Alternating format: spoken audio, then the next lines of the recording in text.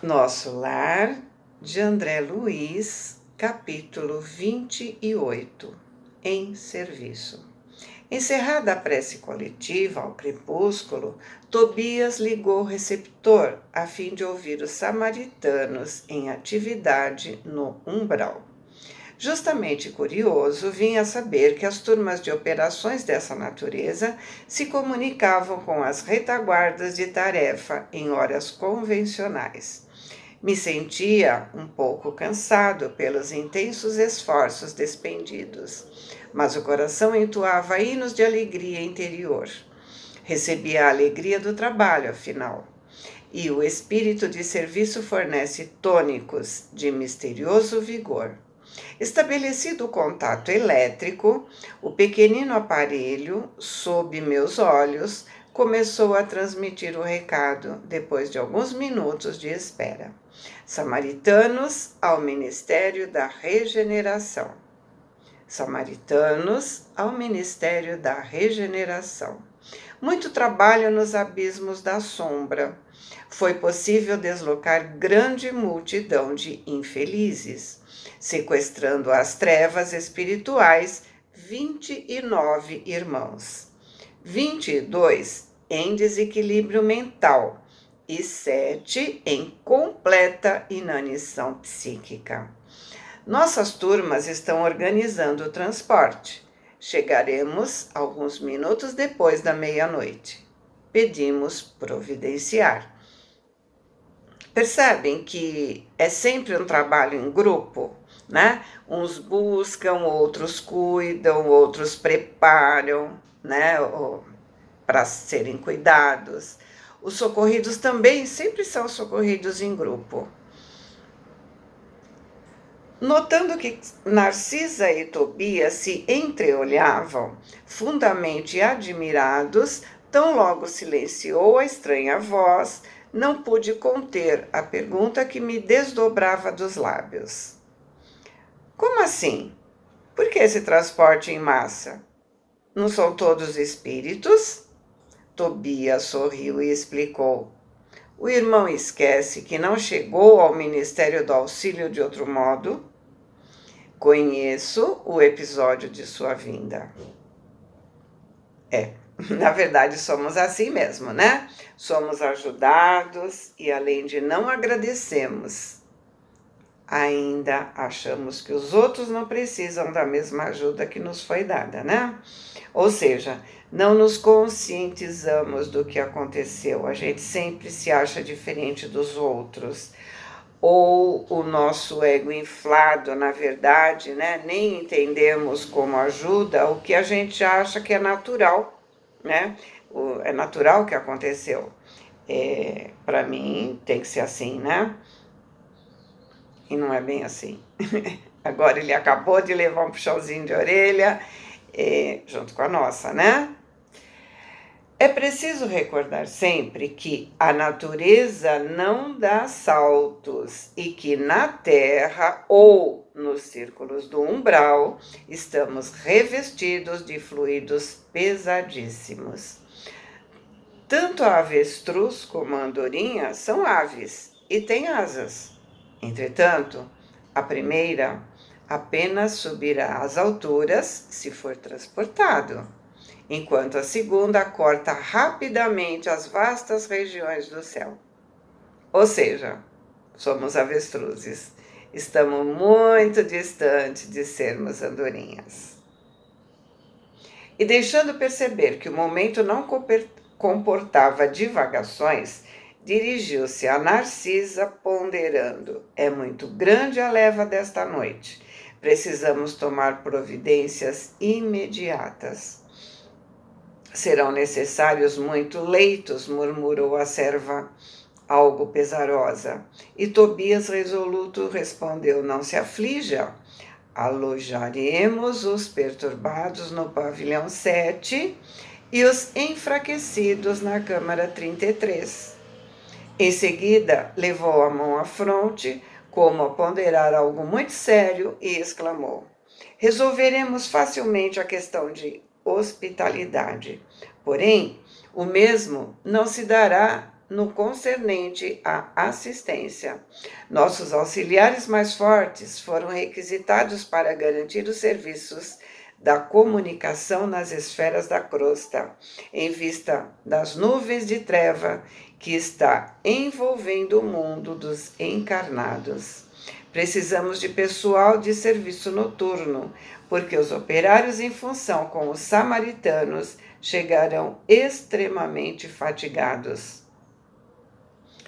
E André disse espontaneamente: ofereço-me com prazer para o que possa aproveitar.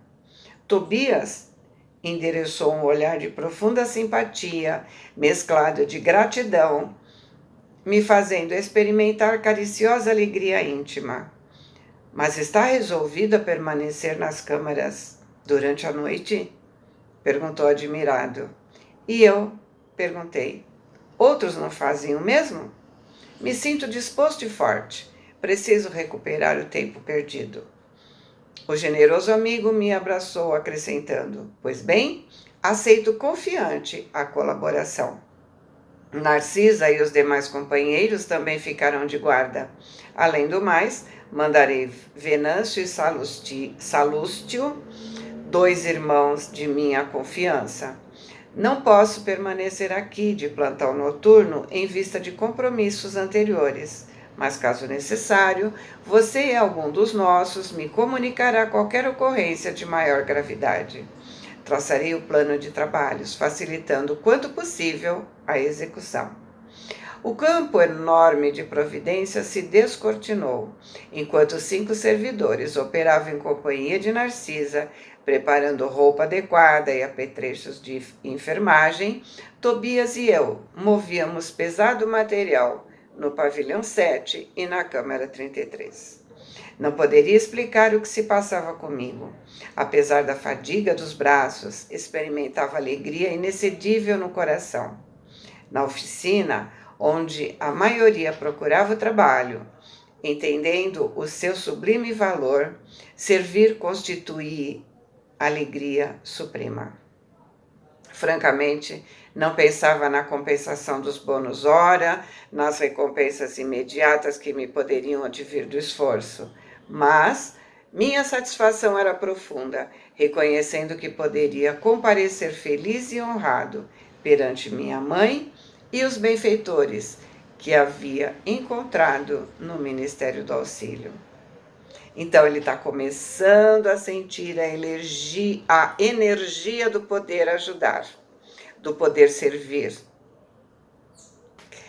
Ao se despedir, Tobias voltou e me abraçou e falou: desejo a você muita paz de Jesus. Boa noite e serviço útil. Amanhã, às 8 horas, você poderá descansar. O máximo de trabalho cada dia é de 12 horas, mas estamos em circunstâncias especiais. Era uma exceção, lembra? Estava começando a Segunda Guerra. Respondi, diz André, que as determinações me enchiam de sincero contentamento. A sós, com o grande número de enfermeiros, passei a me interessar pelos doentes com mais carinho. Dentre as figuras de auxiliares presentes, a bondade espontânea de Narcisa, que atendia a todos maternalmente, me impressionou. Atraído pela sua generosidade, busquei me aproximar com interesse. Não foi difícil alcançar o prazer de sua conversa, carinhosa e simples. A velhinha amável parecia um livro sublime de bondade e sabedoria. E durante a conversa amistosa perguntei: mas a irmã trabalha aqui há muito?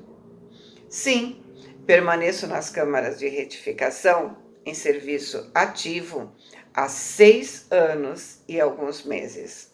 Mas ainda me faltam mais de 3 anos, para realizar meus desejos. Diante da silenciosa pergunta do meu olhar, Narcisa falou generosamente: preciso um endosso, ou seja, uma autorização, Preciso um endosso muito sério. E eu perguntei interessado: o que quer dizer com isso?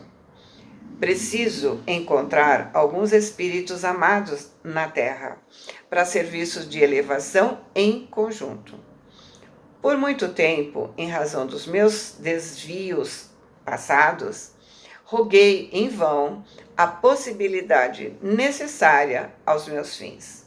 Vivia perturbada, aflita, porém, me aconselharam recorrer à ministra veneranda e nossa benfeitora da regeneração prometeu que endossaria meus propósitos no Ministério do Auxílio, mas exigiu 10 anos consecutivos de trabalho aqui, para que eu possa corrigir certos desequilíbrios de sentimento.